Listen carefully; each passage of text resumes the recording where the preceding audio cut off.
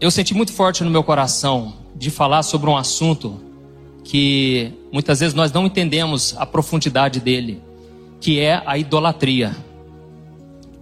Nós vivemos num país considerado pelos evangélicos como idólatra, por causa de tantas imagens de escultura que tem. Mas existe uma idolatria que está no mesmo nível e é pecado da mesma maneira que é a idolatria no coração. E eu gostaria que você abrisse comigo Êxodo capítulo 20, do versículo 1 ao versículo 4. Diz assim: E Deus falou estas palavras: Eu sou o Senhor, o teu Deus, que te tirou do Egito, da terra da escravidão. Não terás outros deuses além de mim. Não farás para ti nenhum ídolo, nenhuma imagem de qualquer coisa, no céu, na terra ou nas águas debaixo da terra. Irmãos, aqui nós vemos os 10 mandamentos que Deus entregou a Moisés. A história de Moisés eu creio que todos nós conhecemos. O povo hebreu estava escravo no Egito por 430 anos. E aquele povo chegou no limite, eles já não aguentavam mais tanto sofrimento.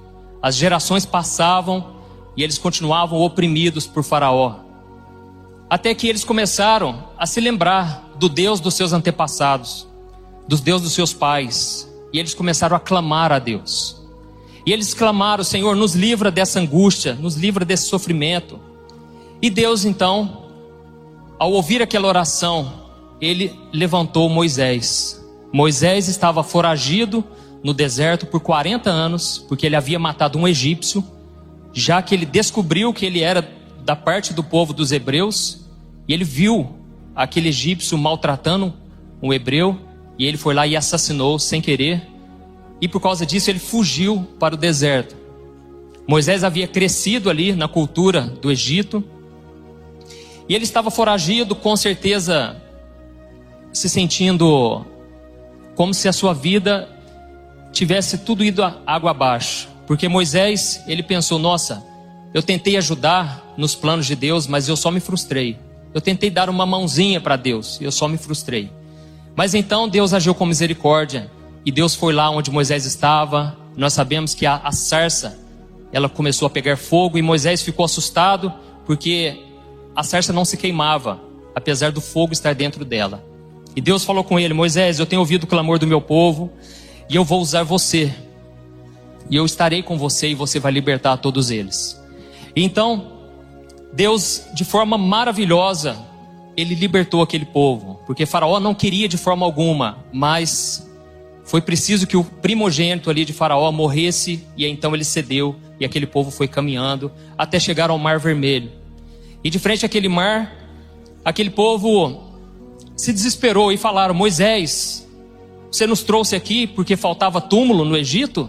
Nós vamos todos morrer aqui. Imagina, irmãos, eram cerca de 2 milhões de pessoas, totalmente despreparados, desesperados, sem saber o que iria acontecer. Mas Moisés estava com uma fé inabalável, porque Deus já havia falado com ele, mostrado sinais e maravilhas através das pragas, através do seu cajado que havia virado uma cobra. Irmãos, toda a experiência que Deus nos dá é para nos fortalecer para o que está por vir. Eu conto muito no meu testemunho, quando eu vi um anjo, e durante muito tempo eu resisti em contar, porque eu pensava: as coisas espirituais se discernem espiritualmente, e contar isso para qualquer pessoa pode ser como jogar pérola aos porcos. A pessoa vai ignorar, vai menosprezar. Mas foi uma experiência tão forte, porque eu não sabia o que estava por vir. Os desafios seriam enormes, e realmente, se não fosse aquela visão que eu tive, talvez eu teria desistido, ou teria abandonado. Então, irmãos, cada experiência, tudo que acontece na nossa vida tem um propósito. Moisés aprendeu da cultura do Egito, e ele tinha acesso ao Faraó. Foi preciso que ele passasse por tudo isso na sua infância, adolescência, para que depois ele pudesse falar diretamente com o Faraó: liberta o meu povo. Você talvez fez uma faculdade que você não queria, você entrou por empregos, trabalhos que você não gostou, mas comece a enxergar a sua vida com os olhos da fé, e creia que o Senhor faz todas as coisas cooperarem para o seu bem. Amém? Romanos 8:28 diz que ele faz com que todas as coisas juntamente cooperam para o nosso bem. Ou seja, ele junta todas as peças E ele faz um plano lindo e maravilhoso para a glória dele. Então, eles atravessaram aquele mar quando ele tocou o cajado. E aquele povo atravessou a pés enxutos.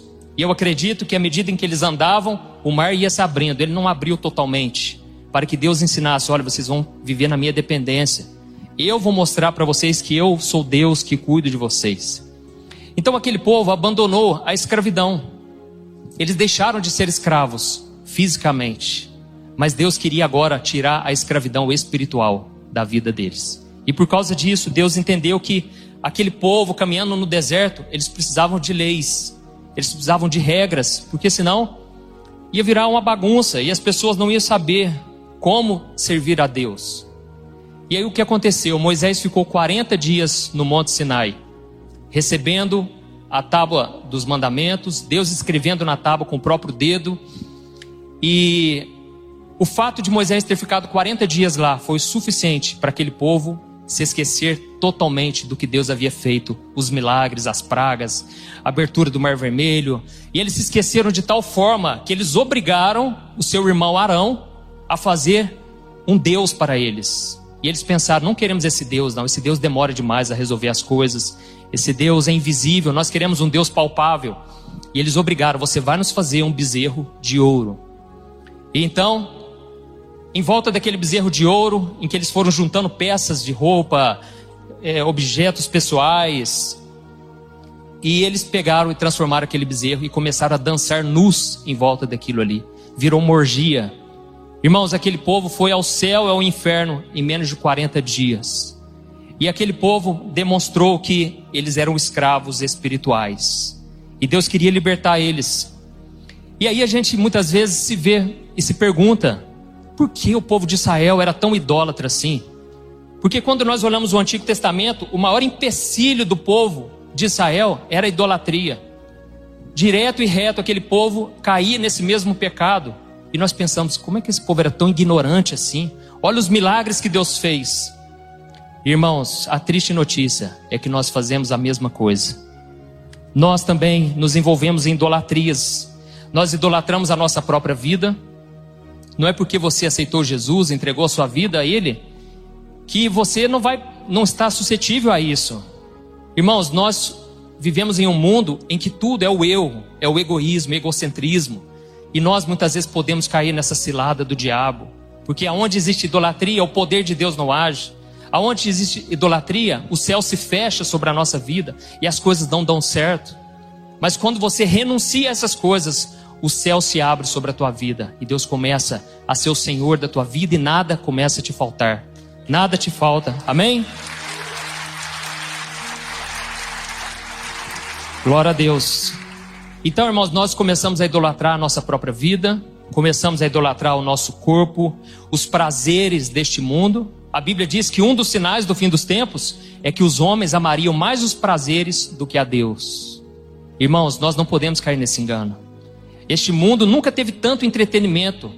É muito gostoso você usufruir da tecnologia, do videogame, do Netflix, de tantas coisas boas que nos agradam, mas não podemos amar isso mais do que a nossa vida com Deus. Por isso é tão importante você vir aqui, ter comunhão com os irmãos, viver na caminhada com Deus. As pessoas idolatram pessoas também.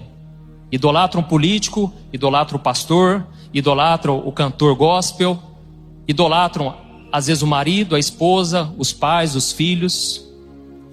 Irmãos, nós precisamos tomar cuidado também, principalmente com o dinheiro. Quando o Daniel estava orando, eu me lembrei que Jesus disse: não, você não pode servir a Deus e ao dinheiro, porque você vai desagradar a Deus e vai agradar o dinheiro. Ou então você vai agradar a Deus e vai desagradar o Deus do dinheiro, que é Mamon. Porque o Deus Mamon, ele quer que as pessoas sejam escravas. Aqui em São Paulo é conhecido como um povo que trabalha, mas muitas vezes trabalha mais do que o necessário. Muitas vezes é escravo do trabalho, escravo do dinheiro. E nós devemos fugir de tudo isso. Então, irmãos, a raiz da idolatria é a cobiça pelas coisas terrenas. Guarde isso que eu vou te dizer. A raiz da idolatria é a cobiça das coisas terrenas, prazeres, bens materiais. Por quê? Não que sejam errados, viu? Deus pode te dar muito dinheiro. Ele pode fazer você desfrutar de muita coisa boa aqui na terra. mas Ele tem que continuar sendo o seu Senhor. E essas coisas tiram o nosso foco de Deus. Essas coisas podem nos atrapalhar. E o maior desafio nosso é vivermos então como Deus sendo o nosso Senhor, Jesus como Senhor da nossa vida, mas ainda fazendo as coisas dessa terra. Porque eu não posso dizer para você que você tem que ficar orando o dia inteiro. Não, você tem seus afazeres. Você não pode ficar só no monte, você tem que ficar aqui também neste mundo, sofrendo também as lutas, vivendo, compartilhando com as pessoas as suas dores. E é difícil, esse é o maior desafio nosso. Vivermos com os nossos pés na terra e a nossa mente no céu. Mas quando você consegue viver este equilíbrio, aí então você começa a desfrutar da presença de Deus sem ignorar este mundo. E lá em Colossenses, se você puder ir lá, Colossenses capítulo 3, o versículo 1 ao 3, diz assim: portanto, já que vocês ressuscitaram com Cristo, procurem as coisas que são do alto, onde Cristo está sentado à direita de Deus. Mantenham o pensamento nas coisas do alto e não nas coisas terrenas, pois vocês morreram e agora a sua vida está escondida com Cristo em Deus. Amém? Irmão, sabe por que muitas pessoas não são transformadas? Porque muitas pessoas não são libertas. Muitas pessoas nunca têm uma experiência com Deus para contar, porque elas ainda estão focadas nas coisas terrenas. E aqui está dizendo que nós já morremos para este mundo, e agora a nossa vida em Cristo é uma vida que está escondida. Ou seja, você não vai enxergar vivendo as coisas deste mundo, é o reino espiritual, e você tem que focar nisso, em viver a tua vida com Deus. Então esta vida, ela só vai ser revelada a você quando você passar a obedecer a Deus, quando você renunciar à idolatria. Jesus falou: olha, se vocês me obedecerem, vocês estão me amando, e eu me revelarei a vocês, e eu mudarei a vida de vocês. Então, Jesus, Ele quer se revelar na sua vida, no dia a dia, na sua realidade, Ele quer transformar. Mas você tem que se entregar completamente, não pode ser pela metade. Você tem que abrir totalmente o seu coração. E lá em Mateus capítulo 6, se você puder ir lá também, Mateus capítulo 6, o versículo 19, está escrito assim: não acumulem para vocês tesouros na terra, onde a traça e a ferrugem destrói, e onde os ladrões arrombam e furtam. Mas acumulem para vocês tesouros nos céus, onde a traça e a ferrugem não destroem, e onde os ladrões não arrombam nem furtam. Pois onde estiver o seu tesouro, aí também estará o seu coração. Sabe por que Jesus disse para a gente não acumular coisas aqui nessa terra? Porque tudo vai se desfazer. Mas ao mesmo tempo Ele disse aqui no versículo 21, porque onde estiver o seu tesouro, aí também estará o seu coração. Ou seja, quando você começa a adquirir muitas coisas, você fica apegado àquilo. Você pode ter 1000 terrenos aqui em São Paulo, qualquer lugar. Você pode ter mansões, e mesmo assim não é pecado, mas é perigoso. Jesus disse, porque isso pode te prender, pode fazer você ficar agarrado. Ao mesmo tempo você pode ter tudo isso e você pensar: eu posso vender aquele terreno e eu posso ajudar na obra de Deus. Eu posso colocar alguém para morar ali na minha casa. Eu posso abençoar tal pessoa. Eu posso fazer investimentos para ganhar mais dinheiro ainda e ajudar mais ainda na obra de Deus. Aí você está agradando a Deus, porque você está usando o dinheiro. Não é o dinheiro que está te usando. Mas isso é perigoso. Jesus fala, a Bíblia fala de um moço que tinha muitas riquezas, e ele obedecia em todos os mandamentos. E aí ele tinha perguntado: Jesus, o que eu devo fazer para ser salvo? E Jesus falou: você deve obedecer os mandamentos. Eles ainda estavam na época da lei, não estavam na época da graça, porque hoje a salvação é pela graça, é pela fé, é por tudo que Jesus fez. É que você é perdoado, você é salvo, você é protegido por causa de Cristo. Mas naquela época ainda estava o tempo da lei. E ele falou de peito cheio, né? Graças a Deus, eu tenho obedecido os mandamentos desde a mocidade, desde a minha adolescência. E Jesus falou: só te falta uma coisa. Vende então o que você tem e dá para os pobres, e você vai ter um tesouro no céu. E a Bíblia diz que ele virou as costas para Jesus muito triste, porque ele era dono de muitas propriedades. Ou seja, não era errado, mas o dinheiro era o Deus dele. E ele estava pecando naquele mandamento que diz: amarás o Senhor teu Deus sobre todas as coisas. Então, irmãos, é algo perigoso e nós não podemos ter tesouros terrenos. Os nossos tesouros têm que ser espirituais. Você tem que ficar feliz quando você vê alguém se convertendo. A sua alegria tem que ser ganhar almas.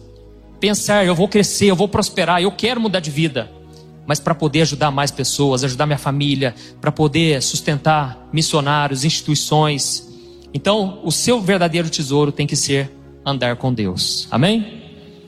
Irmão, sabe o que aconteceu depois disso tudo aqui? Do povo ter feito o bezerro, eu já ia falar besouro de ouro. O bezerro de ouro. Aquele povo não aprendia a lição. A gente pensa, nossa, era uma coisa tão fácil, né? Ignorar aquelas imagens de escultura. Mas era algo forte, porque é algo espiritual. O diabo quer aprisionar na idolatria.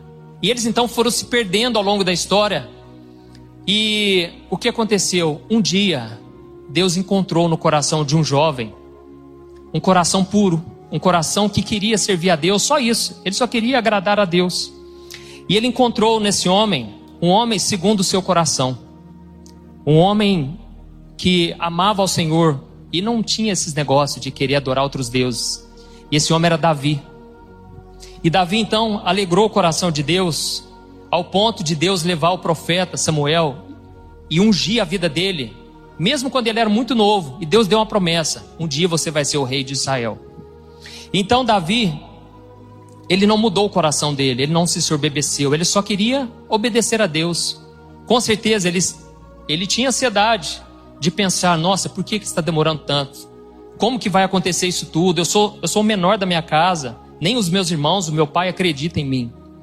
Mas ele era um homem humilde e ele se preocupava somente em olhar para o alto, para adorar a Deus. A Bíblia diz que um dia ele se tornou rei, ele esperou o tempo certo e ele foi ungido como rei. A partir dali, a vida dele só andou para frente. Ele só vinha tendo vitórias. Ele já havia matado Golias, ele havia se tornado o chefe do exército de Saul, e através dele, Deus sempre dava vitória, porque Deus se alegrava com o coração dele. Porque quando Deus escolhe uma pessoa, Ele não mede o cérebro dessa pessoa, Ele não mede a intelectualidade da pessoa, o quanto ela tem capacidade, tem dons, talentos. Não, tudo isso é Deus que dá. Mas Deus, Ele mede o coração. Talvez você pense assim, nossa, mas ninguém me dá oportunidade na igreja, eu sou o menor, nem na minha casa ninguém acredita em mim. Meu irmão, preocupe em agradar a Deus. Preocupe em demonstrar a Deus um coração quebrantado. E você vai ver que Deus vai fazendo as coisas no tempo certo e Ele vai te honrar. Amém? Glória a Deus. Eu falo isso porque quando Deus me chamou, eu ficava assustado de ver nas igrejas o quanto elas valorizam mais o cargo, mais um título, do que o caráter, do que a vida com Deus. E eu muitas vezes ficava triste, mas eu pensava, não pode ser assim. Não é possível que uma pessoa que não quer buscar a Deus, as coisas dão tão certo na vida dela. E nós que estamos buscando a santidade, buscando andar com o Senhor, obedecer a Ele, e nós vamos ser menosprezados a vida inteira. Não pode ser assim. Irmãos, a igreja muitas vezes faz coisas que não agradam a Deus. E ela muitas vezes não está alinhada com o coração de Deus. Mas graças a Deus, aqui nessa igreja, nós temos visto homens sendo levantados, não porque são bons para falar, porque são bons para pregar, para cantar, não, mas porque tem um coração de adorador, um coração fiel ao Senhor. Então, Davi começou a acertar muito. Irmãos, era sempre vitória após vitória. E aí quando você começa a acertar muito, você pode ficar soberbo. Da mesma forma, quando você erra muito, você pode ficar deprimido. Basta olhar para a sua vida. Você quer acertar, você quer andar com Deus. E quando você cai, você pode ficar deprimido. E é por isso que nós devemos viver pela fé. É por isso que devemos viver não dependendo das circunstâncias, não agindo de acordo com os nossos sentimentos, mas de acordo com a palavra que Deus nos deu. Viver na dependência do Senhor, obedecendo a sua palavra. E aí um dia, ele simplesmente não quis ir lutar. Ele não quis ir para a guerra. E ele ficou no seu palácio, caminhando pelo palácio enquanto os homens estavam lá ralando. Sendo que Davi era um homem de guerra. Um homem que era na frente da batalha, era o exemplo do povo. Enquanto ele passeava, ele cobiçou, olha a idolatria. Ele cobiçou uma mulher tomando banho. foi descobrir quem era a mulher de um dos soldados, uma mulher casada. Sendo que o rei naquela época tinha muitas mulheres, podia ter, não porque Deus aprovava, mas era permissão de Deus, era uma outra época. Sendo que no Novo Testamento a Bíblia diz que o homem deve ser marido de uma só esposa. Irmãos, ele cobiçou essa mulher e ele não se contentou em olhar apenas. E ele quis partir para o ato. O problema é quando a pessoa ela se afunda tanto na pornografia e fica tão viciada naquilo que ela pensa, eu nunca vou fazer nada além disso. Mas pode acontecer como aconteceu com Davi. E ele então mandou chamar aquela mulher, ele tomou a força a ela, mas antes ele mandou o marido dela ir para a frente da batalha, porque ele sabia que ele tinha muito mais chance de morrer. E ele morreu, aquele homem. Davi estava cego. Um abismo foi puxando outro abismo. E então essa mulher se engravidou. Só que esse menino nasceu morto. Ele faleceu e Davi chorou muito. E ele ficou muito mal. E ele caiu em si, ele se arrependeu. O Salmo 51, ele mostra o arrependimento de Davi. Porque Deus mostrou para ele, através do profeta Natan, o quanto ele tinha ido longe demais. E enquanto ele estava ali chorando, Deus agiu com misericórdia. Porque se existe uma coisa que Deus é, irmãos, é misericordioso. Na Bíblia toda você vai ler, o Senhor é bom e a sua misericórdia dura para sempre. Amém? Quando o rei Josafá, a Bíblia diz que ele estava rodeado de inimigos. E eles não sabiam como enfrentar aqueles inimigos, porque eram muito maiores, ou seja, iam morrer com certeza. Mas eles decidiram orar, e eles falaram, Senhor, nós não sabemos para onde ir, mas nossos olhos estão no Senhor. E então Deus levantou um menino no meio, um profeta, e ele falou, Deus mandou dizer que vocês não vão pelejar. Ele vai pelejar por vocês, os inimigos vão se confundir. E sabe como vai ser essa vitória? Vocês não vão pegar em armas, vocês simplesmente vão louvar o Senhor. Sabe qual foi o louvor dele? Bendigam ao Senhor, porque Ele é bom e a sua misericórdia dura para sempre. Amém? Deus é bom, irmãos. Deus é maravilhoso. E Deus foi muito bom com Davi. E a Bíblia diz que por ele amar Davi, ele deu um filho chamado Salomão. E Deus falou, através de você, Davi, toda a sua geração vai ser abençoada. Eu não vou pesar a mão quando eles errarem muito, porque eu te amo. Então Salomão, ele se tornou rei. E agora nós vamos ver sobre a vida dele e o que aconteceu a partir dele e o que a idolatria pode causar. 1 Reis, capítulo 11, o versículo 1. O rei Salomão amou muitas mulheres estrangeiras, além das filhas de Faraó. Eram mulheres moabitas, amonitas, edomitas, sidônias e hititas. Elas eram das nações a respeito das quais o Senhor tinha dito aos israelitas, vocês não poderão tomar mulheres dentre essas nações, porque elas vão desviar-se para seguir os seus deuses. No entanto, Salomão apegou-se amorosamente a elas. Casou com 700 princesas e 300 concubinas, e as suas mulheres o levaram a desviar-se. À medida em que Salomão foi envelhecendo, suas mulheres o induziram a voltar-se para outros deuses, e o seu coração já não era totalmente dedicado ao Senhor, o seu Deus, como fora o coração do seu pai Davi. Ele seguiu Astarote, a deusa dos Sidônios, e Moloque, o repugnante deus dos Amonitas. Dessa forma, Salomão fez o que o Senhor reprova, não seguiu completamente o Senhor como o seu pai Davi. Irmãos, Salomão, ele também teve as suas cobiças, mas o problema é que ele não se arrependeu como Davi. A qualidade maior de Davi era o seu coração quebrantado. E a Bíblia diz que um coração quebrantado, Deus não resiste. Deus, ele está no mais alto e sublime trono, mas ele está perto dos que têm um coração quebrantado. É o que a Bíblia diz. E Davi, ele chorou amargamente, ele se arrependeu, ele quis pôr um ponto final naquilo. Nunca mais ele queria cobiçar uma mulher casada. E Davi mudou de vida realmente, mas Salomão não. Ele seguiu o mesmo passo, só que ele não se arrependeu, e aquilo foi tomando uma proporção tão grande, porque ele se achava o poderoso, era o rei, e naquela época o rei dominava o mundo inteiro. E ele então subiu novamente o sucesso para sua cabeça, porque tudo dava certo, se tornou o homem mais rico, mais sábio de todos os tempos. E ele então se casou aí com 1000 mulheres que a gente viu, e depois dele, sabe o que aconteceu? Ninguém mais conseguia seguir o coração de Davi. Irmãos, deixa eu dizer uma coisa, às vezes a gente fica sofrendo, porque viver neste mundo é um grande desafio. Mas nós devemos nos preocupar com uma coisa, em deixar um legado. Uma vez eu fiz um vídeo no meu canal do YouTube sobre legado. E o moço falou assim: pastor, eu vou discordar do senhor totalmente. A gente já custa viver nessa vida, ainda tem que preocupar com a vida dos outros? Preocupar com a vida dos meus filhos, dos meus netos? Irmãos, nós precisamos preocupar. Sabe por quê? Porque a decisão que você vai tomar hoje vai impactar as suas futuras gerações. Você que está pagando o preço, entre aspas, porque Jesus já pagou o preço, mas proporcionalmente, você que está sofrendo as dores que Cristo sofreu, você que está sendo injuriado, injustiçado, aguenta um pouco mais. Você não vai morrer nesse deserto. Deus vai te capacitar, mas você precisa vencer esse deserto. Porque através da sua fé,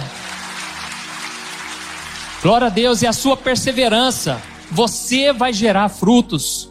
E eu vou te mostrar o quanto vale a pena você ser fiel a Deus e não se contaminar com as coisas deste mundo. Irmãos, hoje em dia os casamentos, as pessoas pensam assim: eu vou divorciar porque eu não sou feliz. Elas não pensam nos filhos. Eu vou te dar um exemplo. Um casal lá da nossa cidade estava querendo divorciar e falaram: mas nós vamos ficar juntos então só por causa dos nossos filhos. Eu falei: esse é um bom motivo. Às vezes vocês têm que aguentar um pouco mais por causa deles. Irmãos, eu tenho amigos de pais divorciados. É uma luta maior, nós não podemos negar isso. Às vezes tem feridas na alma. Às vezes não teve uma figura paterna, uma figura de mãe. É difícil sim, não é fácil. Não estou aqui jogando pedras, porque eu sei que tem casais aqui que se separaram. Tem pessoas que são divorciadas. E você é muito amado por Jesus, você é perdoado. A igreja não pode deixar essas pessoas de lado. São pessoas que têm o mesmo valor.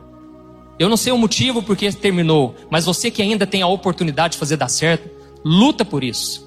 Não divorcie por qualquer besteira, porque isso vai impactar as outras gerações. Irmãos, a partir de Salomão, os homens não conseguiram mais andar de forma reta diante de Deus. E aí você vai continuar lendo ali o capítulo 12, o 13, o 14, o 15. A Bíblia só vai dizendo: e o rei foi fazendo pior do que o anterior. E o outro rei, os sucessores, os filhos, os netos foram se corrompendo, foram se desviando de Deus. Até que chegou um momento que eu quero ler com você. 1 Reis, capítulo 16. Acabe, filho de Onri, fez o que o Senhor reprova, mais do que qualquer outro antes dele. Ele não apenas achou que não tinha importância cometer os pecados de Jeroboão, filho de Nebate, mas também se casou com Jezabel, filha de Etibaal, rei dos Sidônios, e passou a prestar culto a Baal e a adorá-lo. No templo de Baal, que ele mesmo tinha construído em Samaria, Acabe ergueu um altar para Baal. Fez também um poste sagrado. Ele provocou a ira do Senhor, o Deus de Israel, mais do que todos os reis de Israel antes dele. Irmãos, aqui nós vemos um líder cruel, um líder que não tinha nada a ver com Deus, não queria saber das coisas de Deus, apesar de conhecer a palavra de Deus. Irmãos, este homem, se não bastasse, a Bíblia diz que ele se casou com Jezabel, um símbolo de uma mulher satânica, maligna, no qual até Apocalipse fala desse espírito de Jezabel. Irmãos, através dessa mulher, esse homem que não tinha postura, essa mulher governava em cima dele e mandava matar qualquer um que não adorasse o Deus Baal. O Deus Baal era o Deus da chuva, o Deus da fertilidade. Era o Deus que eles adoravam. E então, chegou a tal ponto de perseguição que os homens e as mulheres de Deus viviam escondidos nas cavernas. Eles não tinham força, não tinham unção, não tinham coragem de enfrentar.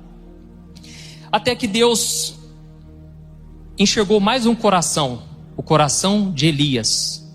E Deus só precisa de uma pessoa que está buscando a Ele. E Deus, Ele sabe quem é. Talvez você aqui na multidão, você pense: eu nunca tive a oportunidade de falar assim em público. Ninguém nunca me deu oportunidade, ninguém me reconhece. Meu irmão, Ele te enxerga no meio da multidão. E Deus enxergou nesse Elias um homem corajoso. A Bíblia diz, Provérbios 28, versículo 1, que o ímpio ele foge sem que ninguém o persiga, mas o justo é corajoso como o leão. Irmãos, para empeitar Acabe e Jezabel, o cara tinha que ser cabra macho, ele tinha que ser muito corajoso. E nós vamos ler o que aconteceu, porque ele foi até Baal, até Acabe, e ele deu um recado para ele. Olha o capítulo 17, o versículo 1. Ora, Elias de Tisbe, em Gileade, disse a Acabe: juro pelo nome do Senhor, o Deus de Israel, a quem sirvo, que não cairá orvalho nem chuva nos anos seguintes, exceto mediante a minha palavra. Então, Elias, que até então era desconhecido, ele surge aqui trazendo um recado para este rei. E o nome Elias significa: o meu Deus é Jeová. Naquela época o nome tinha um significado muito importante. Quando alguém ouvia falar de alguém, ele queria saber o nome da pessoa, e tinha um significado. Imagine um homem que se dizia, através do seu nome: o meu Deus é Jeová. Chegar para o Deus da chuva, que era o Deus da fertilidade, e o Deus da chuva e o Deus da fertilidade. Imagine ele chegar para ele e dizer: não vai chover nos próximos anos, mediante a minha palavra. Era muita ousadia. E ele não fez isso à toa, irmãos. Era um homem que conhecia a palavra. Deixa eu te dizer, a maior profecia que existe está aqui, na Bíblia. Pare de ficar correndo atrás de profeta. Você pode sim pedir uma oração. Você pode, ao saber que Deus usa alguém com palavras de conhecimento, de sabedoria, você pode consultar a pessoa, pedir um conselho, uma oração. Mas a sua dependência, os seus olhos têm que estar no Senhor. Se Deus não quiser falar com você, Ele não vai falar. Você tem que ter essa consciência, porque hoje as pessoas, irmãos, elas estão tão sedentas para ouvir a voz de Deus, que aí elas até forçam aquela outra pessoa a querer falar uma coisa que não veio de Deus. Uma vez, irmãos, eu preguei na igreja Assembleia, e se tem um povo que me chama para pregar, é os assembleanos. Não sei por quê, porque eu sou de uma igreja tradicional, a igreja presbiteriana, e terminou o culto, a irmãzinha chegou na minha frente, eu fui orando, pelas pessoas, a irmãzinha pediu oração, eu orei por ela. Ela virou para mim e falou assim: e o que Deus falou por irmão? Eu pensei, gente, acho que não falou nada. Eu pensei, eu não tenho esse dom assim, eu não sei quando Deus fala assim, Eu queria saber o que Deus falou por irmão. Eu pensei, Aí eu lembrei da Bíblia, Eu falei: olha, Deus te ama muito.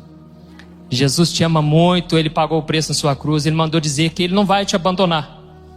Irmãos, eu falei o que está na Bíblia, entendeu? Mas eu fico vendo que as pessoas ficam numa sede de querer ouvir algo, profético. E isso é bom, desde que você não tire os olhos do Senhor e não tire os olhos da maior profecia, que é a palavra de Deus. Amém? Graças a Deus. Irmãos, Elias, ele não era um homem qualquer, era um homem baseado na palavra. Até mesmo porque no Antigo Testamento o profeta que mudasse uma vírgula, ele caía morto. Diferente de hoje, existe uma profetada tão grande no nosso meio. É Deus o tempo todo, Deus falando, através deles, na mente deles, eles acham que Deus está falando. Mas é só coisas para saciar o ego, que não tem nada a ver com Deus, E Elias, então, ele profetizou em cima de uma palavra. E eu queria que você fosse comigo lá em Deuteronômio, capítulo 11, o versículo 16. Diz assim: por isso, tenham cuidado para não serem enganados e levados a desviar-se para adorar outros deuses e a prostrar-se perante eles. Caso contrário, a ira do Senhor se acenderá contra vocês, e Ele fechará o céu para que não chova e para que a terra nada produza. E assim vocês logo desaparecerão da boa terra que o Senhor está dando para vocês. Aqui está dizendo: só tome cuidado. Deus vai abençoar vocês. Era uma exortação ao amor, à obediência. Deus vai abençoar, mas não adore outros deuses, porque quando vocês começarem a adorar outros deuses, o céu vai se fechar contra vocês e a terra não vai produzir mais nada. Irmãos, é interessante que se você for lá em Tiago 5, o versículo 17, no Novo Testamento, olha o que está escrito: Elias era humano como nós. Ele orou fervorosamente para que não chovesse, e não choveu sobre a terra durante 3 anos e meio. Irmãos, eu imagino Elias lendo a Bíblia, as Escrituras, e ele pensando: peraí, aqui está dizendo que se a gente adorar outros deuses, se prostrar diante deles, o céu vai se fechar. Esse rei Acabe aí, ele não tem só adorado, ele está fazendo todo mundo adorar, inclusive o povo de Israel. Esse homem, ele tem que pagar um preço. E Deus, ele vai cumprir a palavra dele. E é por isso que a Bíblia diz que ele orou fervorosamente para que não chovesse. A oração dele era o seguinte: Deus, cumpra a tua palavra. Cumpra a tua palavra, Senhor. Faz justiça, Senhor. Esse povo está brincando com o Senhor. Não deixa chover sobre a terra. E a Bíblia diz que não choveu e Deus honrou ele. Sabe por quê? Porque Deus zela pela sua palavra para cumpri-la. Amém? Deus, ele tem interesse não com a palavra do homem, mas com a palavra dele. Qualquer pessoa que subir aqui e falar da palavra, automaticamente já é boca de Deus, porque ele está falando da palavra e Deus tem compromisso com a palavra. Então, irmãos, voltando para 1 Reis, o capítulo 17, nós vamos ver a continuação. 1 Reis, capítulo 17, o versículo 2 ao 4. Olha o que aconteceu depois que ele entregou essa palavra ao rei Acabe. Depois disso, a palavra do Senhor veio a Elias: saia daqui, vá para o leste e esconda-se perto do riacho de Querite, a leste do Jordão. Você beberá do riacho e dei ordens aos corvos para o alimentarem lá. Irmãos, ali, Deus que já sabia de tudo, Deus já conhece o futuro. Quando você está dormindo, Deus está trabalhando por você. Você está descansando, mas Deus dá enquanto você dorme. Deus está te guardando, te protegendo. Você não sabe o que vai acontecer no dia seguinte, mas Deus já ordena os anjos e Ele te protege. E assim é o nosso Deus. Então Deus queria proteger ele de Jezabel, daquele homem. Mas não somente isso, Deus queria dar lições para Elias. Deus queria preparar ele para coisas maiores. É sempre assim, irmãos. Deus sempre vai te preparar para algo maior, para uma nova realidade. O próprio Deus disse: clame a mim e eu te mostrarei coisas grandes e ocultas que você ainda não sabe. Amém? Você vai reparar na sua vida, Deus já tem te levado a novas realidades que você não conhecia. E quanto mais você buscar o Senhor, mais Ele vai acrescentando. Como diz a Bíblia, o caminho do justo é como a luz do raiar do sol. Vai brilhando, brilhando, até ser um dia perfeito. A tendência é a sua vida só melhorar. Por mais que as lutas venham, talvez até aumente as lutas, mas a sua fé aumentou, a sua perseverança aumentou, a sua experiência, porque a Bíblia diz: a aprovação gera experiência. Você vai tirando mais de letra as provações e as lutas. Então, a primeira lição que Deus queria dar para Elias está no versículo 3, ó. Saia daqui, vá para o leste e esconda-se perto do riacho de Querite, a leste do Jordão. Deus falou: agora você vai sair desse palácio e você vai se esconder por um tempo. Irmãos, às vezes nós precisamos nos retirar por um tempo. Não para que as pessoas sintam falta de nós, não, mas para que a gente lembre quem nós somos. Para que a gente lembre da nossa verdadeira identidade em Cristo, que Deus nos ama, porque nós vivemos em um mundo onde se você não der resultado, eles não estão nem aí para você. O mundo te ama pelo que você tem, pelo que você pode oferecer a ele. Mas Deus te ama por quem você é. E às vezes a gente é tão maltratado pelo nosso patrão, pela nossa família mesmo, tão cobrados. E a gente se sente muito mal, acha que Deus não nos ama mais. Por isso que às vezes é importante se retirar, buscar a presença de Deus, vir aqui nos cultos. Porque aqui você vai ouvir uma palavra, aqui você vai alinhar o teu coração com Deus. Então ele foi do palácio até o ribeiro. E esse processo dói, porque a gente não quer parar o que a gente está fazendo. Não é algo natural você ter que parar e orar e ficar esperando num Deus que você não está vendo. Esse processo não é fácil. Esperar em Deus, irmãos, é sinônimo de silêncio de Deus, é sinônimo de solidão. Você às vezes vai ter que enfrentar tudo isso sozinho. Eu, quando me converti, eu pensei: agora eu não posso mais ficar ficando com qualquer moça, agora eu tenho que esperar em Deus. Ô irmãos, é difícil, hein? Quem está solteiro aqui ou não? Só isso? Ué, glória a Deus, está todo mundo casado aqui. Irmãos, esperar em Deus é muito difícil. Você espera em um Deus que você não está vendo, você não vê sinal nenhum, principalmente quando você está numa igrejinha pequena. Aqui a igreja está abençoada, tem muito homem, muita mulher. Na nossa igreja mesmo não tinha quase nada. E o que tinha, não fazia o tipo ainda, né? Graças a Deus, assim que eu vi a Thaís, eu pensei: eu vou agarrar. É a oportunidade, eu não posso perder a oportunidade. Uai, que isso, é bonita de Deus. Não, eu vou fazer o que for preciso. E realmente, irmãos, tive que esperar mais um pouco, porque ela me deixou de molho 4 meses.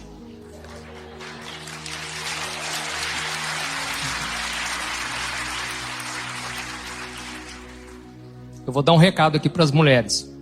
Você quer atrair a atenção de um homem, seja difícil. Porque a Thaís foi tão difícil. Quanto mais difícil ela era, mais eu não tirava os olhos dela. Eu pensei: gente, quem que é essa que recusou, né, o meu chamado? Porque como tinha pouca opção, direto e reto eu recebi uma cartinha. A irmã falava: olha, Deus falou comigo que é você. Aí eu virava para ela e falava: então manda ele falar comigo, que ele não falou ainda não.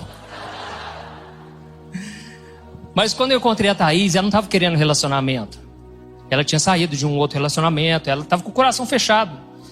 Né? Inclusive, talvez tenha alguém aqui que não deu certo ainda, porque está com o coração fechado. Já surgiu a oportunidade e a pessoa está tão assim, querendo esperar em Deus e se esquece de que o anjo não vai tocar o interfone lá na tua casa, não vai falar esse aqui. Não, você tem que abrir o seu coração. Irmãos, demorou 4 meses para a gente dar o primeiro beijo. Como foi difícil. Aí no dia que a gente marcou, né, o beijo, era na praça lá, no calçadão da nossa cidade, chama calçadão lá.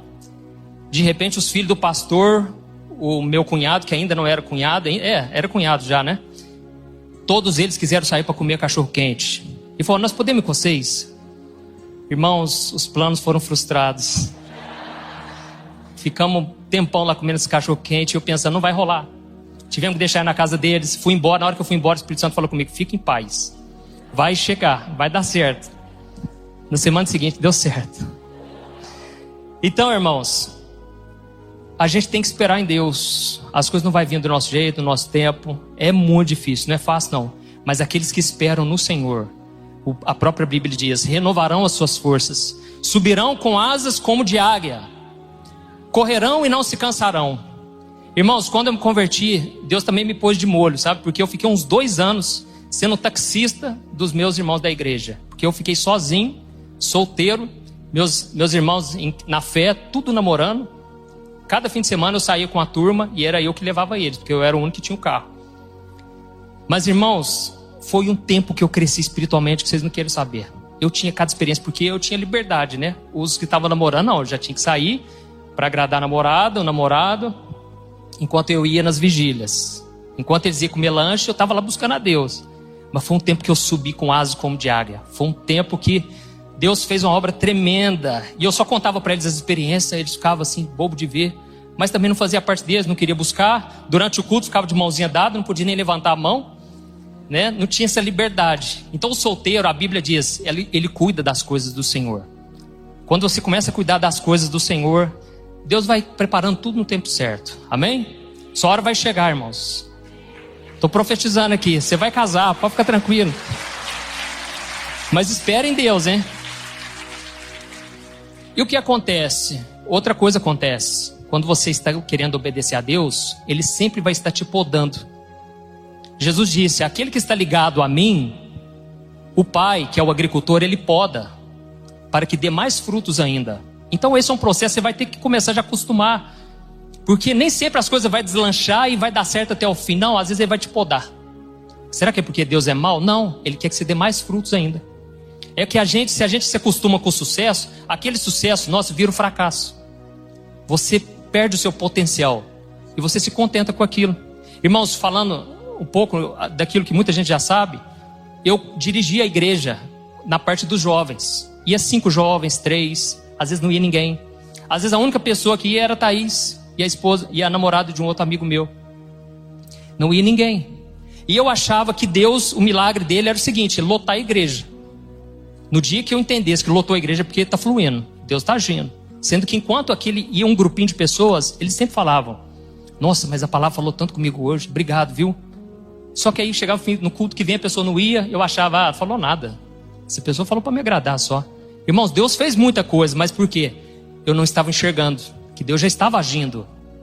E a gente fica focado no extraordinário e a gente se esquece que Deus já está fazendo milagre todo dia, nas coisas simples. E aí foi preciso Deus me podar. Porque a própria liderança da minha igreja falou para mim, olha, você não vai ser pastor. As suas pregações são muito chatas, cara.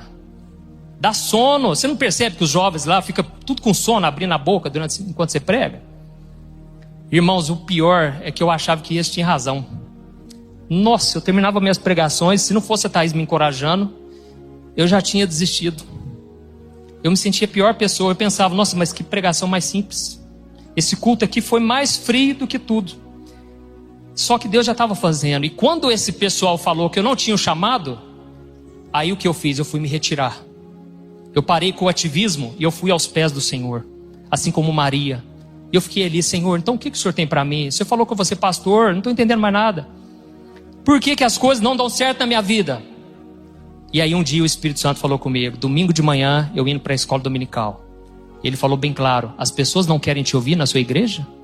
Cria uma página no Facebook E lá eu vou começar a te usar na internet. E eu vou trazer pessoas de todos os cantos para ouvir você. Irmãos, foi uma voz tão maravilhosa. Eu não sei te explicar. Não me pergunte como que é, como faz para ouvir a voz de Deus. Mas falou no meu coração tão forte isso, que na segunda-feira eu criei uma página. E eu criei e eu todo animado. Agora vai fluir, né? Irmãos, eu fiz o primeiro post. Ninguém curtiu. Fiz o segundo. E eu trabalhando na loja do meu pai, no computador, eu pensei, vou escrever de novo, Deus falou. E eu já tinha falado para o pessoal da minha própria igreja. Eu falei, gente, Deus falou para mim que Ele vai me usar lá na internet.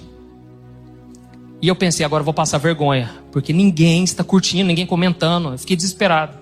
No segundo dia, a mesma coisa. Aí teve uma curtida. E teve 2, 3. Irmãos, em menos de um mês, já tinha mais de 10 mil seguidores no Facebook. Glória a Deus. E as pessoas falavam, nossa, esse padre fala tão bem, né? Ele fala de um jeito diferente, que paróquia que é esse padre? Elas achavam que eu era padre, né? Até mesmo esses dias um moço, eu vi um comentário dele, ele falou o seguinte, gente, você sabe por que dá certo essas orações que ele faz? Repara nas miniaturas, nas capinhas dos vídeos dele. Ele faz umas orações assim, umas poses, parece que é católico, né? O jeito assim, né? Aí falou, por isso dá certo, tem muito católico, né, no Brasil. Mas irmãos, hoje no Facebook tem 6 milhões de pessoas. E graças a Deus, o Senhor tem feito grandes coisas, mas eu entendo que isso não vem de mim. Eu estou simplesmente obedecendo uma palavra. Deus falou, faz, e eu fui lá e fiz. Eu tive que dar o meu passo de fé. Mas primeiro Ele podou, Ele cortou, porque hoje eu vejo que eu alcanço muito mais pessoas na internet do que na igreja. E eu estava tão focado em dar certo na igreja. Se tivesse dado certo, talvez não teria acontecido isso. Então, às vezes quando uma porta se fecha, agradeça a Deus. Em todas as coisas dê graças. Amém? Aqui no versículo 4, diz assim, você beberá do riacho, e dei ordens aos corvos para o alimentarem lá. Deus falou, olha, você vai beber desse rio, e eu já dei ordem para os corvos, eles te alimentarem. Irmãos, o tempo da preparação é o tempo da provisão. Enquanto você espera no Senhor, pode ficar tranquilo, Ele não vai deixar faltar nada. Vai ter momentos que você vai desesperar. Você vai ficar pensando, nossa, e agora? Como é que eu vou pagar a conta amanhã, segunda-feira? Busca a Deus. Fique na dependência do Senhor, Ele vai te dar a direção. E Elias, então, ele teve que depender de Deus para receber o sustento. Deus prometeu que Ele cuidaria dele, mas ele precisava obedecer. E é interessante que Deus deu ordem para os corvos. E os corvos são animais que se alimentam de carne. Mas a Bíblia conta aqui que os corvos traziam a carne na boca. E eles não engoliam a carne, mas traziam na mão de Elias, para mostrar que era sobrenatural. É Deus que nos sustenta. Esse mesmo Deus que sustentou esse povo no deserto, sustenta a nossa vida hoje. Amém? Olha o versículo 5. E ele fez o que o Senhor lhe tinha dito. Foi para o riacho de Querite, a leste do Jordão, e ficou lá. Os corvos lhe traziam pão e carne de manhã e de tarde, e ele bebia água do riacho. Irmãos, a fé junto com a obediência, ela gera milagres. Não importa o tamanho do milagre. Para você talvez vai ser pequeno, mas é um milagre. Deus está, só o fato de Ele estar te sustentando, já é um milagre. Só o fato de você chegar aqui até hoje, não sei o que está acontecendo na sua vida, mas já é um milagre. Mas você precisa alimentar a sua fé, porque a linguagem de Deus é a fé. Quando Jesus estava aqui, uma multidão imensa acompanhava Ele. E quantos receberam milagres? Nem todos. Porque é a fé que ativa o poder de Deus. E uma vez Jesus andando, Jesus falou, opa, alguém me tocou. E os discípulos falaram, mestre, está todo mundo te tocando aqui? Que bobeira que é essa? Que isso, cara? Eu falei, não, alguém me tocou de forma diferente. Porque de mim saiu o poder. E a Bíblia diz que havia poder sobre Jesus para curar, para expulsar demônios. E ele então operou um milagre na vida daquela mulher, porque ela teve fé. E ela pensou, se eu somente tocar nele, eu vou ser curada. Irmãos, da multidão Deus foi ao encontro dela, porque ela teve fé. Não perca a sua fé por nada, continue acreditando. E o que aconteceu? Ele começou a viver um maná. Era um milagre, vinha de Deus para a vida dele. E você também vai experimentar esse maná, essa presença sobrenatural. E Jesus disse, eu sou o pão que desceu do céu. Alimentem-se de mim e vocês terão vida. É momento de você buscar ao Senhor. E eu fico imaginando, irmãos, a alegria de Elias. Todo dia, né? Era um sossego, gente, na beirada do rio, comendo aquele pãozinho, aquela carninha, né? E aquela alegria de ver Deus cuidando dele, mesmo diante de tanta perseguição. Só que aí teve um porém, irmãos. A própria oração dele se cumpriu também na vida dele. E aquele rio começou a secar por falta de chuva. Então, irmãos, a Bíblia diz aqui no versículo 7: algum tempo depois, o riacho secou-se por falta de chuva.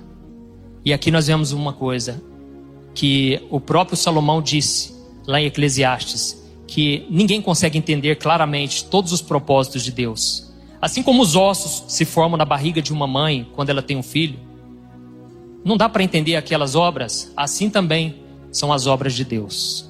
Não dá para entender, é difícil, porque a própria oração dele causou aquela seca, e é muito difícil viver esse tratamento.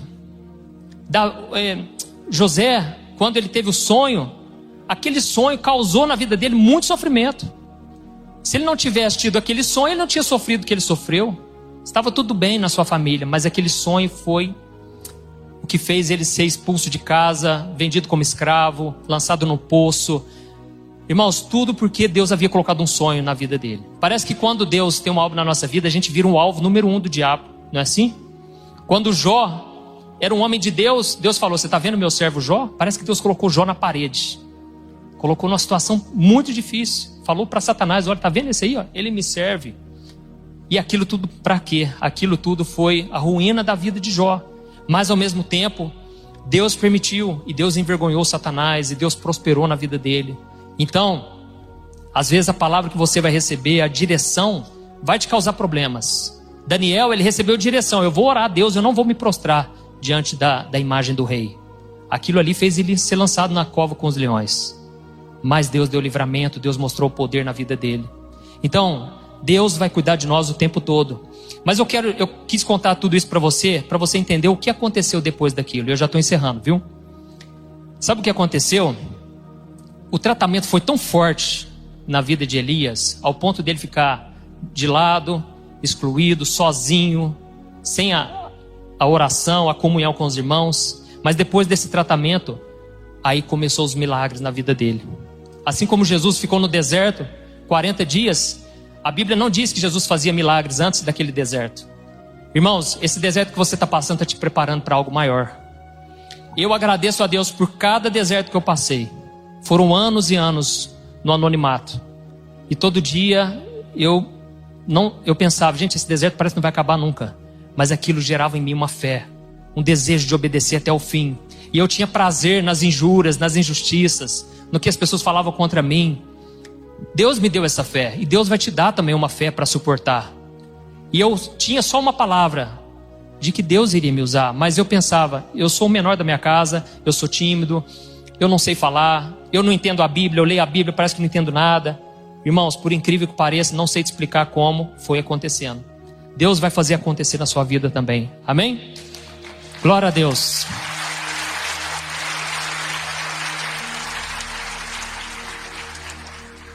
E quando você menos imaginar, Deus vai usar uma pessoa para falar com você, Deus vai falar diretamente com você, o Espírito Santo vai te tocar. É no meio do deserto que vai vir um manancial de águas. Deus, ele vai virar a chave na tua vida. Deus é um Deus que muda realidades. Então, você que é mulher, que está sofrendo hoje no teu casamento, ore um pouco mais, interceda pela vida dele. Deus pode tocar no coração deste homem.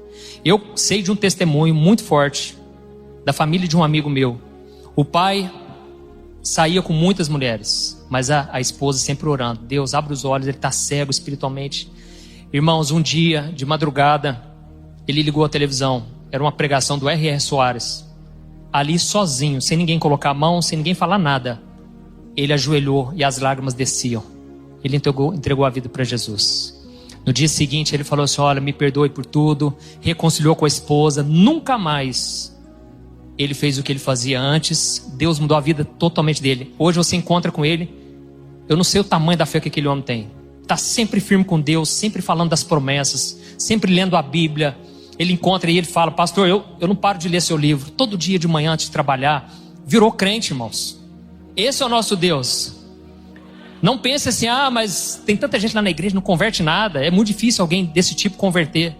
Meu irmão, quando Deus toca alguém, não tem como. Não é o homem que toca, é Deus. Amém? Glória a Deus. Quando eu estava conhecendo a Thaís, a mãe dela chegou em mim. Não pense que foi fácil. Ela falou assim: olha, eu sei do seu passado, viu? Eu queria saber o seguinte: tem possibilidade de você voltar a ser quem você era? Eu falei para ela: esse Juninho de trás já morreu. Não tem mais jeito. Eu nasci, pode confiar, eu converti mesmo. Não foi de fachada, não. Não foi assim, fogo de palha, não. Realmente eu tive um encontro com Deus. Aí eu falei: não, então tá bom. Então eu te abençoo. Então, irmãos, sabe o que aconteceu ali? Eu vou resumir, porque senão vai tomar muito tempo. Mas Deus fez 7 milagres na vida de Elias. E ele só fez esses milagres depois dessa experiência do deserto, de ficar ali excluído ali por um tempo. O primeiro milagre, quando ele saiu dali, Deus falou para ele: você vai chegar numa casa de uma pessoa, vai ter uma viúva lá morando com o filho dela, e essa mulher vai te sustentar. Irmãos, porque ali o riacho tinha secado, os corvos pararam de ir, mas ele foi até a casa dela. Chegou lá, essa mulher serviu um bolinho de fubá, delícia. E aí sustentou ele, só que tudo aquilo foi acabando. E aí Deus deu a próxima direção. Deus é sempre assim, ele não vai te revelar tudo, pode ficar tranquilo.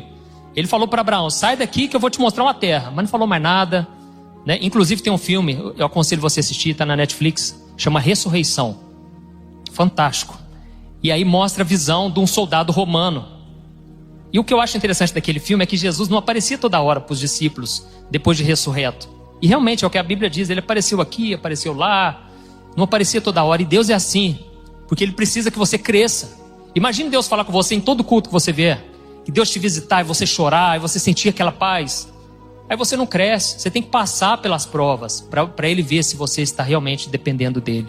E aí, o que aconteceu? Através dele, o primeiro milagre, farinha e azeite não acabaram durante os 3 anos e meio de seca. Irmãos, não secou aquele azeite que estava dentro da botija, todo dia colocava e não acabava. Foi um milagre. Aí o que aconteceu? O filho dela começou a passar mal, da noite para o dia, e veio a falecer. Essa mulher desesperou, falou: você veio aqui para trazer maldição para nossa casa? Foi só você chegar aí, ó. E aí Deus falou com ele: não, mostra para ela que eu sou contigo.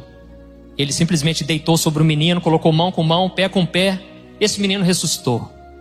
Irmãos, as coisas começaram a fluir na vida de Elias, que eu acho que ele assustava. Ele não estava acostumado com aquilo. A Bíblia diz, ele era humano como qualquer um de nós. E a gente tem uma mania de endeusar homens e mulheres de Deus e pensar: aquele é o homem do poder.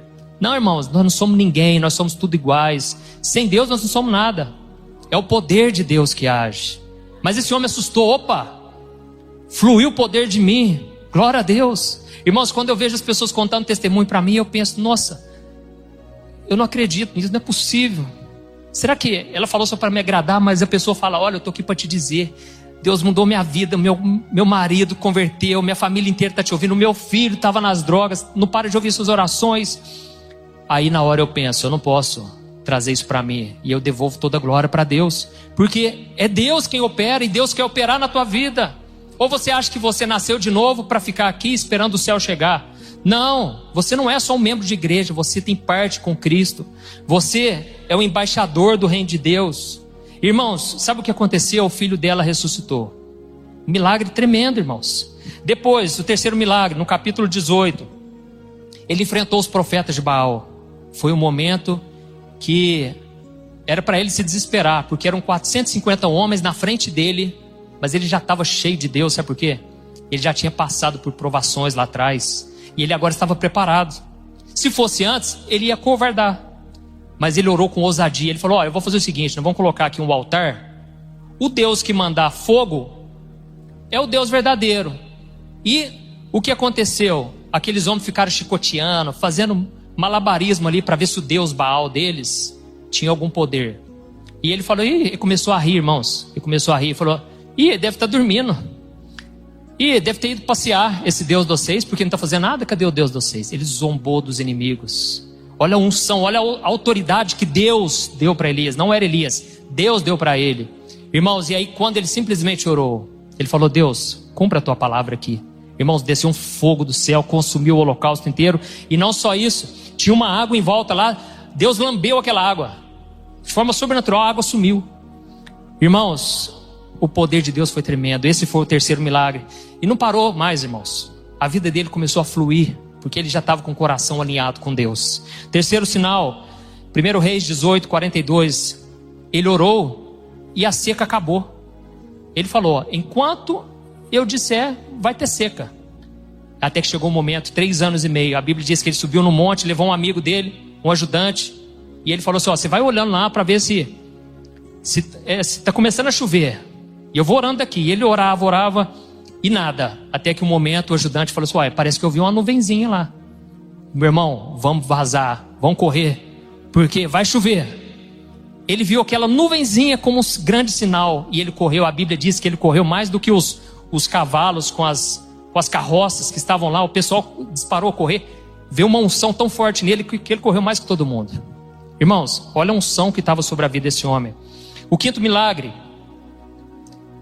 Até que chegou um momento que, assim que Jezabel ficou sabendo que ele havia acabado com os profetas de Baal, aquela mulher, ela ficou mais endemoniada do que já era. Entrou mais demônio nela do que no mundo inteiro. Entrou tudo nela. E ela falou assim: eu vou acabar com a raça desse Elias. E aí ele não aguentou. E aí ele se escondeu numa caverna, porque ele era homem igual a nós, irmãos. Ele fraquejou. Aí ele falou: não, eu aguentei tanta coisa aí, mas essa aqui eu já não dou conta. Porque eu sei que essa mulher manda matar e mata mesmo. Só que quando ele estava na caverna, Deus falou: Elias, que fazes aí nessa caverna? E aí Deus mandou um anjo ali. E esse anjo alimentou Elias. A Bíblia diz que ele estava tão desgastado, porque a gente é assim também. E existe um problema, irmãos, na igreja evangélica, pelo menos aqui no Brasil. Você não pode ficar doente, você não pode ficar cansado, você não pode ficar desanimado. Como se isso tudo fosse uma grande falta de fé. Irmãos, nós estamos aqui com o nosso corpo debilitado. Paulo disse: a cada dia esse corpo meu me desgasta mais. É cansativo. Mas o meu interior se renova a cada dia. Irmãos, não tenha medo de revelar suas fraquezas. Não tenha vergonha de dizer para o seu pastor: olha, eu não dei conta. Eu cheguei até aqui, eu aguentei muito, já fiz muito por Deus, para Deus, mas hoje é o meu limite. Talvez você está aqui hoje, e nós vamos orar aqui, viu, irmãos, daqui a pouco. Você não está suportando mais, mas assim como o anjo alimentou Elias, Deus vai te alimentar também. E o renovo que você vai receber aqui vai te fazer caminhar muito mais longe do que você já chegou. Amém? Quantas vezes eu cheguei no fim da minha linha e eu pensei: não tem mais nada que possa acontecer. Ali Deus me renovava e eu caminhava muito mais. Por isso que nós precisamos um dos outros. O Lamartine, ele fala uma coisa muito interessante. Esses dias ele me ligou e ele falou: Juninho, eu quero te agradecer. Eu nunca vi alguém ser tão grato assim. Ele sabe honrar as pessoas, por isso que Deus honra ele. E ele falou: Juninho, mais uma vez quero te agradecer e tal. E ele falou: Juninho, você sabia que Deus, tudo que Deus vai fazer é através de relacionamentos? Deus não faz nada se não for por relacionamentos. E eu falei: nossa, é verdade, eu não tinha pensado nisso. E é por isso, irmãos, está cansado, está ruim, vem na igreja, vem buscar Deus, amém? E aí o anjo alimentou ele. A Bíblia diz que ele caminhou 40 dias e 40 noites com apenas um pãozinho que ele comeu e uma botija de água, de forma sobrenatural, caminhando. Ele já estava cansado, desgastado, pensando em acabar com a vida dele. Ele não acabou, mas ele falou: Deus, tira de mim minha vida, eu não aguento mais. E o que tem de irmãos, o que tem de irmãos, essa foi boa, né? E o que tem de gente, irmãos, pedindo para Deus levar, que não é brincadeira. As pessoas encontram comigo e falam: pastor, eu já estou pedindo para Deus me levar faz muito tempo. Irmãos, deixa eu te falar uma coisa: é melhor você pedir para Deus te dar uma razão para viver. Vai num hospital para você ver, você vai entender: nossa, tem gente que tem mais problema que eu. Pera aí, calma aí, eu estou vestido, eu estou me alimentando, tá certo, estou passando por lutas, meu irmão, é hora de você renovar a sua fé no Senhor. Então esse homem caminhou 40 dias, 40 noites, só com um pãozinho, com um pouquinho de água, porque Deus era com ele. E aí o que aconteceu em seguida? Versículo 6, aí versículo 6, o sexto milagre que ele fez. Um rei ouviu falar de Elias e falou: quem que é esse cara? Fiquei sabendo que ele matou os profetas de Baal. Esse cara é um Zé Ninguém, esse cara não é nada. E ele falou assim: ele selecionou 50 soldados, falou: vai lá encontrar com Elias e manda falar que eu quero ele aqui na minha presença. Eu quero ver se esse homem é homem de Deus mesmo. Irmãos, Elias estava lá quietinho, né? E aqueles homens falaram: o rei ordenou você ir até a presença dele, porque ele falou que você não é profeta coisa nenhuma. Ele falou: eu não sou profeta? Deus, manda um fogo sobre a cabeça desses homens. Irmãos, veio um fogo assim, matou 50 de uma vez. Não é para você fazer essa oração não, viu, gente? Eu acho que os discípulos de Jesus, eu acho que eles leram essa passagem, porque a Bíblia diz que quando Jesus estava para ser morto lá em Jerusalém, ele falou para Tiago e João. Eles eram conhecidos como filhos do trovão. Ou seja, eles tinham um ímpeto muito forte, um temperamento muito forte. E interessante que depois, se você ler a carta de Tiago e a carta de 1 João, 2 João, 3 João, você vai reparar no seguinte, que esses homens eram conhecidos como apóstolos do amor. Olha o que Deus faz. São conhecidos como apóstolos do amor. Só falam de amor. Aquele que não ama, não conhece a Deus. Como você pode dizer que ama a Deus que você não vê, se você não ama os seus irmãos a quem você está vendo? Só falava de amor. E aí Jesus mandou esses dois ir lá, né? E ele falou o seguinte, olha, vocês vão chegar numa cidade, Samaria, e lá você vai pedir para eles um jumentinho. Porque eu vou entrar pelas portas de Jerusalém num jumento. Pede para eles. Quando eles chegaram lá e contaram para os samaritanos falaram o quê? Esse Jesus aí está querendo ir para Jerusalém? Não vamos emprestar, não. Esse jumento não vai para ele, não. Não vamos emprestar, porque os samaritanos tinham uma rixa com os judeus. Os samaritanos acreditavam que tinham que orar no monte deles, porque era ali que Deus respondia. E os judeus acreditavam que era em Jerusalém. Então tinha uma rixa entre eles. E eles não quiseram emprestar. Para quê, irmãos? Tiago e João chegou para Jesus e falaram, Jesus, eles não quiserem emprestar. A gente pode orar para que fogo caia na cabeça deles e mate eles? Eu acho que eles estavam lendo essa passagem de Elias, né? Aí Jesus virou para eles e falou, olha o seguinte, vocês não sabem de que espécie de espírito vocês são. Vocês têm o Espírito Santo, irmãos. Ele falou, vocês não podem orar, porque eu não vim para destruir a vida dos homens, eu vim para salvar. Irmãos, o que tem de crente com essa mentalidade? Eu estou orando, ontem mesmo, eu com a minha esposa, a gente estava vindo no táxi, eu conversando, aí surgiu o assunto de política, né? Ele falou assim, olha, a minha maior vontade é ver o Lula ou o Bolsonaro cair morto no chão. Eu falei, que isso, cara? Não, para acabar com essa guerra, cara, é a disputa dos dois, nenhum dos dois presta. Eu falei, moço, não pode fazer isso não. Mas, irmão, eu não sei se era evangélico, eu espero que não é possível, né? Mas esse tipo de oração não funciona, viu? Deus não tem prazer nenhum na morte do ímpio. Pelo contrário, deseja que ele se arrependa. Ore, abençoe. Não fique compartilhando mensagenzinha de política, falando mal de político, viu, gente? Por favor, vai orar. Gaste tempo orando, tá bom? É o que aconteceu. Glória a Deus.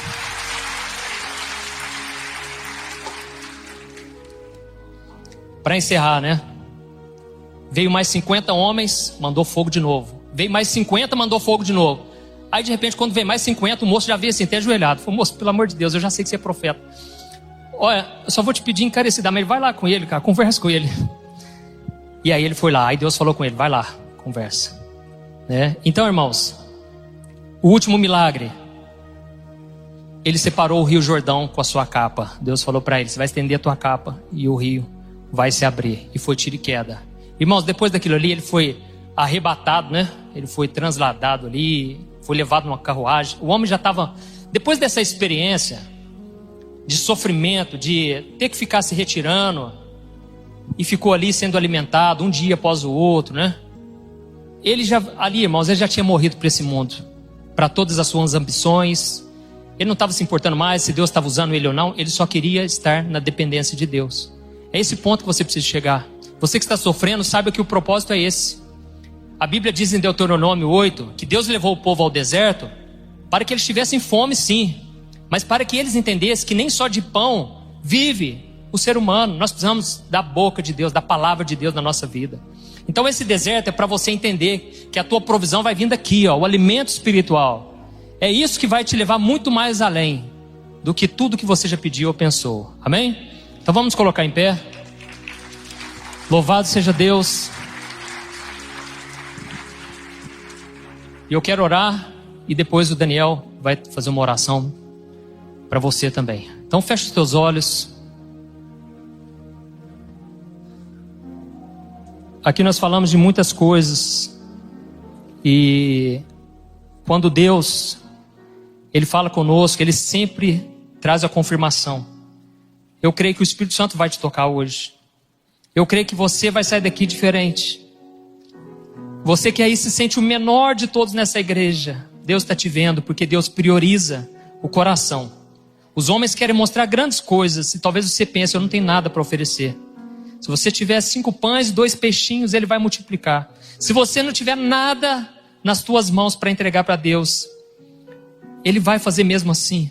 Porque Deus é um Deus que exalta aqueles que se humilham. E a Bíblia diz, humilhai-vos perante a poderosa mão de Deus, e Ele a seu tempo o exaltará. Deus vai mudar a tua realidade. Deus vai mudar a tua história. Mas é o momento de você orar. É o momento de você abrir o teu coração, você colocar fé aí, onde havia incredulidade. Remova essa barreira da tua frente. Remova essa montanha da tua frente. Qual é o problema que você tem hoje? Esse problema vai sair da tua frente se você começar a orar em línguas, se você começar a profetizar contra essa montanha, se você começar a dizer, saia da minha frente em nome de Jesus, se você não aceitar a derrota, se você acreditar que a última palavra vem de Deus, você vai começar já a orar, já pode ir orando aí. Aleluias. Senhor, nós estamos aqui, Pai, te pedindo, Pai, cumpre a tua palavra em nossas vidas, Pai. Deus, age com misericórdia na vida daquele que caiu, na vida daquele que, por algum motivo, meu Pai, já não é mais a mesma pessoa de antes, que orava, que buscava, que jejuava, que lia a Bíblia. Pai, o mundo não é o nosso lugar, o deserto não é o nosso lugar, Pai. Estamos aqui de passagem, Senhor. Eu te peço, Senhor, que o Senhor renove, Pai, com a unção do Espírito Santo, meu Deus. Nós precisamos dessa unção, porque sem ela tudo é mais difícil. É como uma engrenagem sem óleo. A engrenagem não anda, meu Pai, tudo é pesado. É difícil vir na igreja, é difícil orar, ler a Bíblia. Pai, renova em nós essa unção, Pai. Oh Deus, Tu és um Deus maravilhoso, um Deus que tem prazer em nos abençoar. E eu te peço, derrama, meu Pai, da Tua unção, da Tua presença. Oh Deus, essa pessoa que tem um chamado, Senhor, não sabe por onde começar. Dá estratégia, Senhor. Fala com ela, Senhor, por onde começar. E sempre é por um pequeno começo. Não nos deixe desprezar as pequenas coisas que o Senhor tem feito no nosso dia a dia, Pai. A gente quer Te obedecer, Senhor. Que nós sejamos como Elias, Pai. Que, apesar de ter fraquejado, momento algum acabou com a sua vida. Em momento algum, Pai, ele abandonou o Senhor. E no momento certo o Senhor renovou as fé dele. A fé e a força, em nome de Jesus. Pai, eu te peço que esta unção que está aqui nesta manhã traga um renovo, Pai, sobre o casamento. Essa pessoa que foi tocada enquanto eu falei de casamento. Pai, é só um milagre aos olhos do homem. É só um milagre, Pai. Já foram tantas feridas, tantas palavras que machucaram, tanta decepção, Senhor. Jesus, o Senhor se compadece com os que sofrem. O Senhor veio para nos dar uma bela coroa ao invés de cinzas. Essa pessoa fica remoendo as cinzas do passado, algo que já se foi, e o Senhor deseja nos dar uma bela coroa. O Senhor deseja tirar o pranto e nos dar uma alegria verdadeira, Senhor. Senhor Jesus, eu te peço, Senhor, restaura as famílias, Pai, que esta igreja seja conhecida, Pai, como uma família, Pai, de muitos irmãos, Pai. Que o Senhor traga uma unidade tão grande. Essas pessoas que estão vindo a primeira vez, Senhor, que possam encontrar aqui um lar, Pai. Que o Senhor comece uma nova obra e que a gente não venha olhar para as circunstâncias, porque a nossa realidade hoje é feia.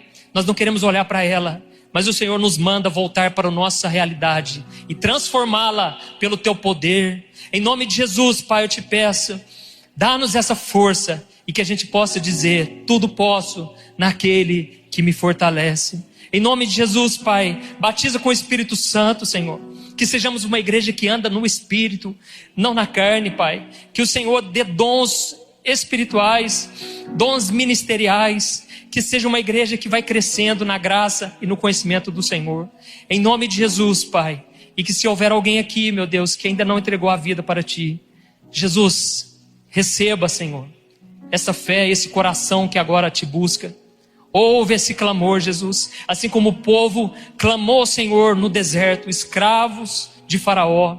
Há muitos aqui escravos do pecado, com relacionamentos extraconjugais, traindo no casamento.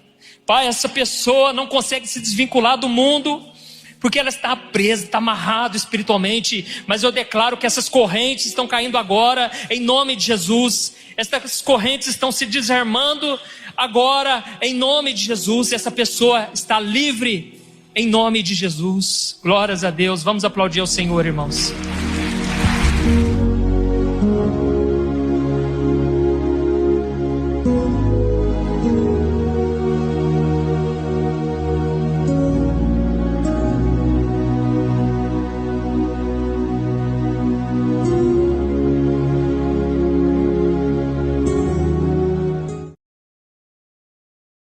지방대표 졸업생입니다.